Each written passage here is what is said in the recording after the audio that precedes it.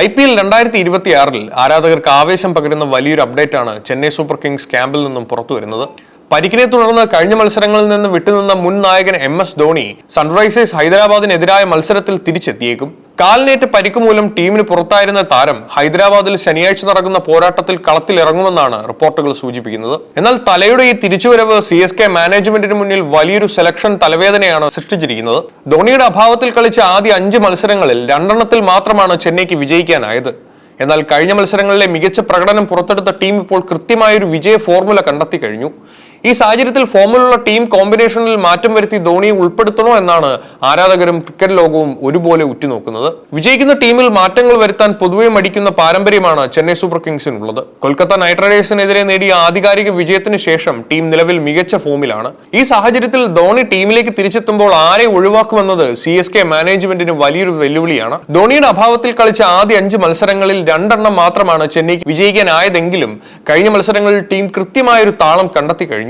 മുൻ Australian captain Aaron ഫിഞ്ചിന്റെ നിരീക്ഷണം അനുസരിച്ച് ധോണി തിരിച്ചെത്തിയാലും അദ്ദേഹത്തെ ഒരു ഇമ്പാക്ട് പ്ലെയർ റോളിൽ മാത്രമായിരിക്കും ടീം ഉപയോഗിക്കാൻ സാധ്യത. പൂർണ്ണ കായികക്ഷമത കൈവരിക്കാത്ത പക്ഷം വിക്കറ്റ് കീപ്പിംഗ് ചുമതലകൾക്ക് പകരം ബാറ്റിംഗിൽ മാത്രമായി ധോണിക്ക് നിയോഗിക്കപ്പെട്ടേക്കും. ഹൈദരാബാദ് പോലൊരു കരുത്തരായ ടീമിനെ അവരുടെ തട്ടകത്തിൽ നേരിടുമ്പോൾ ബോളിംഗ് നിരയോ ബാറ്റിംഗ് നിരയിലോ വരുത്തുന്ന ചെറിയ മാറ്റങ്ങൾ പോലും നിർണായകമാകും.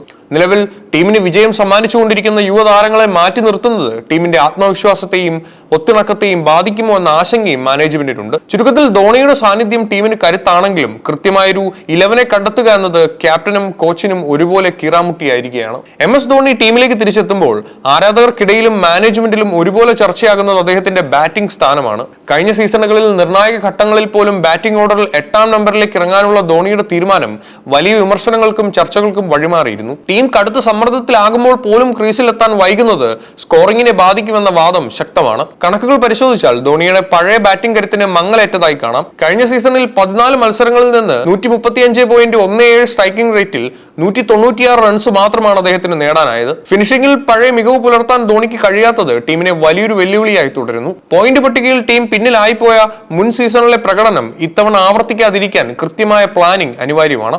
സൺറൈസേഴ്സ് ഹൈദരാബാദിനെതിരെ കളിക്കുമ്പോൾ മധ്യനിരയിൽ ധോണിയുടെ സാന്നിധ്യം എത്രത്തോളം ഫലപ്രദമാകുമെന്ന് നമുക്ക് കണ്ടു തന്നെ അറിയണം. യുവതാരങ്ങളായ ശിവം ദൂബയും ഋതുരാജ് ഗെയ്ക്വാദും മികച്ച രീതിയിൽ ബാറ്റ് വീശുമ്പോൾ ധോണിയെ നേരത്തെ ബാറ്റിംഗിന് അയച്ച് പരീക്ഷണം നടത്തണോ അതോ പഴയ പോലെ അവസാന ഓവറുകളിൽ മാത്രം ഇറക്കണോ എന്ന ആശയക്കുഴപ്പം CSK നേരിടുന്നുണ്ട്. ഈ ബാറ്റിംഗ് ഓർഡറിലെ ആശങ്ക മത്സരഫലത്തെ നേരിട്ട് ബാധിക്കാനുള്ള സാധ്യതയുമുണ്ട്. IPL 2026 ആവേശകരമായ ഘട്ടത്തിലേക്ക് കടക്കുമ്പോൾ ചെന്നൈ സൂപ്പർ കിങ്സിനെ സംബന്ധിച്ചിടത്തോളം ഈ മത്സരം കേവലം 2 പോയിന്റുകൾക്ക് വേണ്ടിയുള്ളത് മാത്രമല്ല. പരിക്കിൽ നിന്ന് മോചിതനായി MS ധോണി തിരിച്ചെത്തുമ്പോൾ ടീമിന് നൽകുന്ന മാനസികമായ മുൻതൂക്കം അത് ചെറുതല്ല. ഹൈദരാബാദിലെ രാജീവ് ഗാന്ധി സ്റ്റേഡിയത്തിലെ മഞ്ഞക്കടൽ ഇരമ്പുമ്പോൾ തലയുടെ സാന്നിധ്യം CSKയുടെ ആത്മവിശ്വാസം ഇരട്ടിയാക്കും. പഴയ ഫോർമുലയിൽ മാറ്റം വരുത്താൻ മടിക്കുന്ന ടീം മാനേജ്മെന്റ് ധോണിയെ എങ്ങനെ ടീമിൽ വിന്യസിക്കുമെന്നത് ക്രിക്കറ്റ് ലോകം ആകാംക്ഷയോടെയാണ് ഉറ്റുനോക്കുന്നത്. ഹൈദരാബാദിന്റെ കരുത്തരായ ബോളിംഗ് നിരയെ നേരിടാൻ ചെന്നൈയുടെ തന്ത്രങ്ങൾ ഫലിക്കുമോ എന്ന് നമുക്ക് കാത്തിരുന്നു തന്നെ കാണാം.